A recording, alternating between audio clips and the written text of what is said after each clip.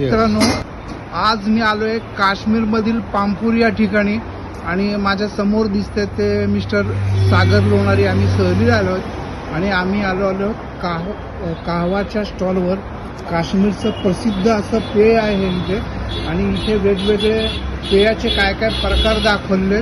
काहवा दिसतो कसा हे मी तुम्हाला इकडे, हा साधारण गुलाबी रंगाचा दिसतोय, वर पाकळ्या वगैरे टाकल्या, अतिशय टेस्टी लागतो, गोड असतो, याच्यात मधाचं प्रमाण असतं आणि वेगवेगळे काश्मीरी याच्यामध्ये पदार्थ टाकले जातात.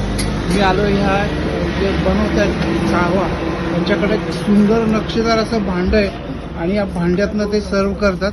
आत्ताच आम्हाला याच्यातनं त्यांनी सर्व केलेलं आहे आणि हे आपले काहवा सर्व करणारे आहेत. आणि आम्ही दोघं, आता मी भाग्येश अवधाने आणि सागर, आम्ही दोघे टेस्ट करतोय, आस्वाद घेतोय. मित्रांनो, मी आलोय काश्मीरमध्ये पंपूर या गावी, जे केसरासाठी प्रसिद्ध आहे. इथं केसरचं मार्केट आहे आणि मी तुम्हाला ते लवकरच दाखवणार आहे. आपण भेटतोय काहवावाल्यांना, आपण त्यांचा थोड़ा सा इंटरव्यू. सर जी, आपका नाम बताइए. मेरा नाम एजाज अहमद है. अच्छा, आप इसमें क्या है? इसमें क्या हुआ है? हाँ, और कैसे बनाते हैं, इसमें क्या क्या रहता है, कितने टाइम उबालते हैं आप?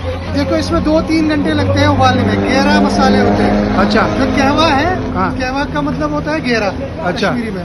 Okay okay. और जो मेन इंग्रेडिएंट होता है इसका, वो केसर ही होता है. अच्छा, केसर मतलब ये जो खुशबू आ रही सुगंध, वो केसर केसर की है. क्या बात है, क्या आप बात है. यहाँ पे आइए, मैं दिखा देता हूँ. ये देखो, ये इसी में जो मिठास होती है ना, वो इसी कॉपर के वेसल में आती है. बीच में जो ये वेसल होता है, इसमें कोयला डलता है. Okay okay. बीच में, मतलब इसके बाजू में कोयला डाला है अभी.